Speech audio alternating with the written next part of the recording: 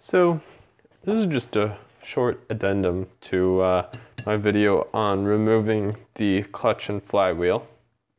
I wanted to talk briefly about how you could test each of these parts and ensure whether they are in good working order or not. Generally, I would say the clutch and pressure plate, being wear items, are probably going to need to be replaced, but it's easy to tell. Looking at this clutch plate, it's pretty worn on this side, and on this side, it's worn clear down to the rivets, so it's totally done.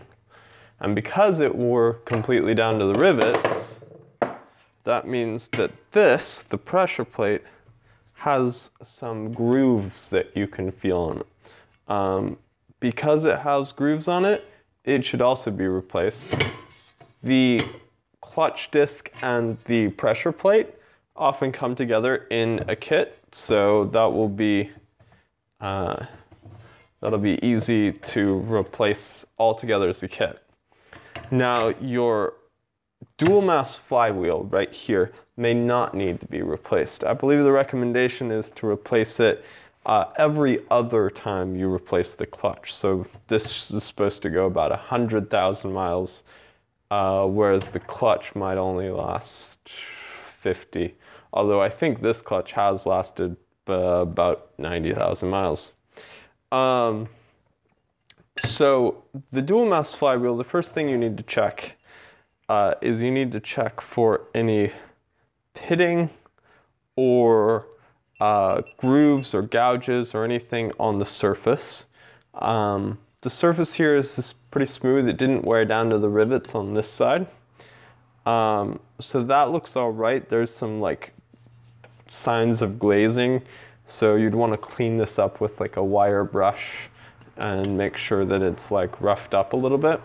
Just with a wire brush, no grinding or anything.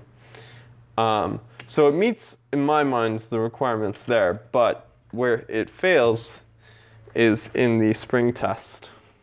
So I drew a line from this top plate down to the bottom, this red line. You may not be able to see it. I'll get a closer view of it. So the way you're supposed to test this is by grabbing the bottom here and the top here and trying to move the top over like this. Now, it should move no more than 15 millimeters, and then when I let go, it should spring back. Now, this one's obviously not springing back, so it's not good. It needs to be replaced. But it should move in both directions as well, so it should move that way, spring back, and then I should be able to move it the opposite direction and have it spring back as well, which this is not springing anywhere. Also, if it doesn't move at all, it's not good. So, in my case at least, what this means is new clutch, new pressure plate, and unfortunately, because they're freakishly expensive, new dual mass flywheel.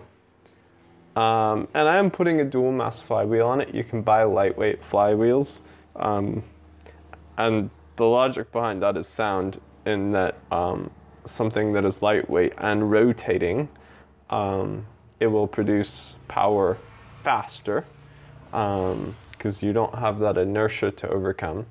But it also causes a lot of vibrations, which aside from just being annoying when you're driving, can actually damage components, expensive components, engine components, transmission components, bad news stuff. So, original Luke flywheel for me.